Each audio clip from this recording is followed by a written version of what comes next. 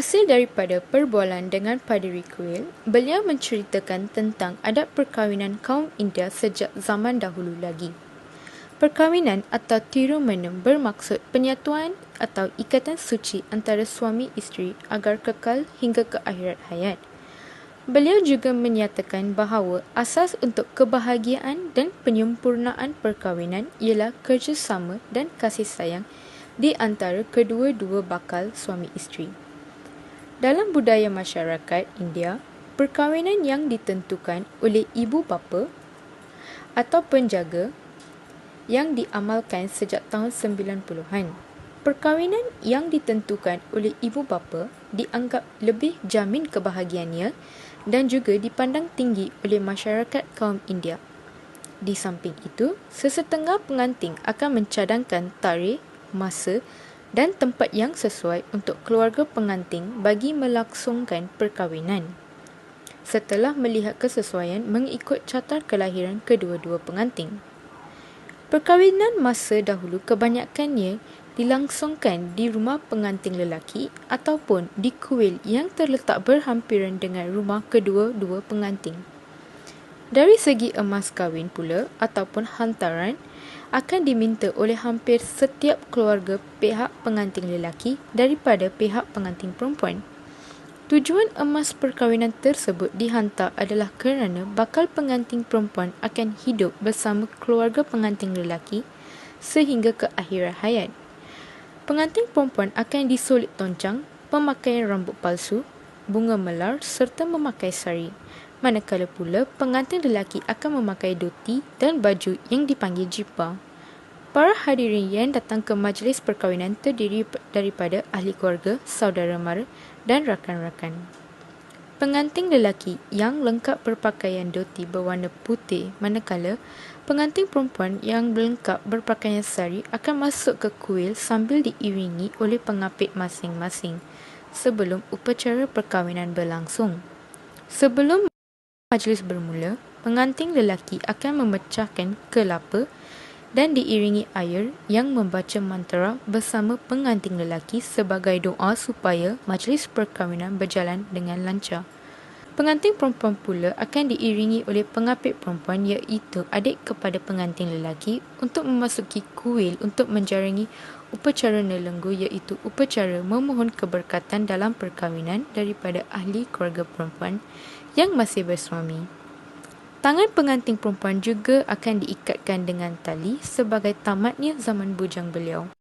Pengantin lelaki dan pengantin perempuan akan mencuci kaki ibu bapa masing-masing dan juga meletakkan pota sebagai tanda terima kasih. Barang hantaran perkahwinan seperti kelapa, bunga, pisang, sirih dan sepasang dhoti sutera akan diberikan kepada pengantin lelaki. Pada masa yang sama, alatan muzik tradisional seperti serunai, tabla akan dimainkan sepanjang berlangsungnya majlis perkahwinan. Selesai semua, ayah akan membacakan akad perkahwinan di hadapan orang ramai sebelum upacara perikatan tali dilangsungkan. Pengantin lelaki akan mengalungkan tali iaitu benang yang bertatahkan emas dan disapu dengan kunyit pada leher pengantin perempuan sehingga paras dada. Lambang ikatan perkahwinan yang sah menjadi hak milik pengantin lelaki. Pengantin perempuan akan memberikan penghormatan kepada tali. Upacara menji iaitu menyarungkan cincin pada jari kaki pengantin perempuan akan dilakukan oleh pengantin lelaki. Selepas itu, kedua-dua pengantin melakukan upacara menukar kalung bunga sebanyak 3 kali. Upacara memasukkan tangan kedua-dua pengantin ke dalam tembikar yang mengandungi sanggu iaitu cengkerang siput dan cincin sebagai ramalan rumah tangga. Cengkerang siput menandakan ramalan tanggungjawab rumah tangga dan rezeki anak, manakala cincin menandakan rumah tangga tersebut akan murah rezeki. Kesemua adat ini masih dilaksanakan di setiap perkahwinan India dalam era modernisasi ini agar adat istiadatnya tidak dilesap di generasi yang akan datang. Selamat sejahtera. Nama saya Lahar Simrukal dan ini adalah refleksi saya dalam pembuatan projek video tentang adat perkahwinan kaum India di Malaysia. Seperti kita mengetahui, dalam musim pandemik ini, kebanyakan keluarga terpaksa menangguhkan perkahwinan mereka atau membatalkan perkahwinan akibat pelaksanaan PKP untuk membendung penyebaran virus COVID-19 di Malaysia. Juga terdapat beberapa keluarga yang juga terpaksa menanggung kos rugi perbelanjaan perkahwinan yang terpaksa dibatalkan. Namun, dengan penelitian daripada Majlis Keselamatan Negara dan juga Kementerian Kesihatan Malaysia, mereka telah membenarkan perkahwinan berlangsung tetapi hanya dengan kehadiran 30 orang sahaja dan pengikutan SOP yang ketat seperti penjarakan sosial dan pemakaian mask. Untuk projek ini, kami juga bersyukur kerana dapat menghadiri sebuah perkahwinan kaum India yang telah berlangsung sebelum PKP yang kedua. Dalam pembuatan projek ini, saya telah menyaksikan bagaimana upacara perkahwinan India diadakan.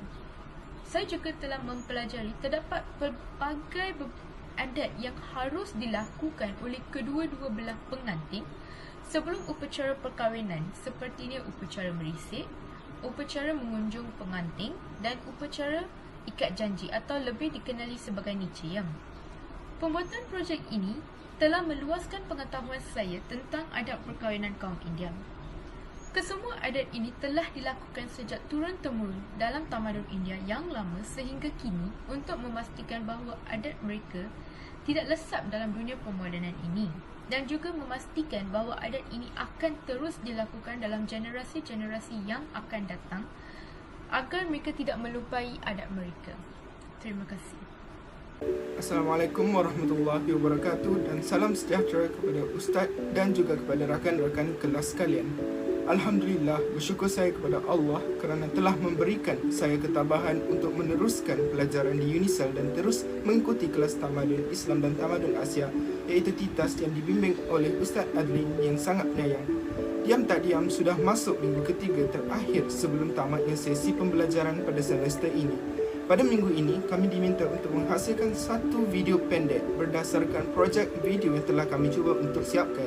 Seterusnya, kumpulan kami Sebulat Suara telah bersepakat untuk memilih tajuk Tradisi Perkahwinan Agama Hindu di Malaysia kerana tajuk ini akan membawa sebuah makna dalam menunjukkan kepentingan perpaduan antara kaum di negara kita setelah kita dapat memahami tradisi kaum-kaum lain yang ada di negara kita sendiri. Justru itu, kami juga bersetuju untuk menggunakan aplikasi CapCut sebagai media untuk menyunting dan menggabungkan kesemua video yang telah dihasilkan kerana mempercayai bahawa aplikasi ini lebih mudah untuk digunakan berbanding aplikasi-aplikasi yang lain. Setelah berlalunya minggu ke-11, kini telah masuknya minggu ke-12. Begitu pantas masa berlalu seakan tidak sedar dan terlalu alpa dengan kecanggihan teknologi moden pada masa kini. Pada minggu ini, kami diarahkan untuk membina satu video refleksi berdasarkan tajuk yang telah dipilih untuk tugasan projek akhir kami. Saya dan ahli kumpulan sedang bertungkus lumus membina sebuah video yang bertajuk Tradisi Perkahwinan Agama Hindu di Malaysia. Sebelum membuat video ini, kami telah membuat perbincangan secara atas talian tentang elemen-elemen yang perlu dimasukkan dalam video tersebut. Perbincangan ini sangatlah penting dan diperlukan supaya kami dapat membina sebuah video yang unik dan menarik agar dapat mengongsi segala maklumat dan data yang telah kami kaji kepada rakan-rakan yang lain. Seterusnya, kami juga telah membincangkan tentang semua jenis tradisi perkahwinan agama Hindu secara satu persatu berdasarkan tajuk yang telah kumpulan kami pilih.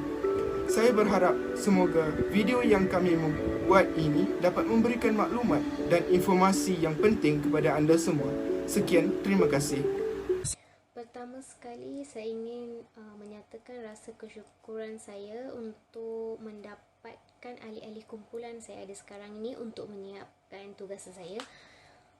Bukan sahaja untuk tugasan ini, tetapi untuk semua semester. Saya kenal mereka dari semester 1 dan mereka juga sangat-sangat membantu saya serta saling bantu-membantu antara satu sama lain untuk menyiapkan tugasan ini. Serta mereka juga sangat membantu dari segi segi memberikan nasihat. Jika salah seorang daripada kami menghadapi masalah, mereka juga sangat memahami serta membantu kami untuk menyelesaikan masalah tersebut, termasuk tugasan ini. Untuk menyiapkan tugasan ini, kami menghadapi serba sedikit masalah yang tidak sepatutnya kerana masalah PKP, tetapi mereka semua sangat membantu dan akhirnya kami dapat menyiapkan tugasan ini. Terima kasih. Selamat sejahtera.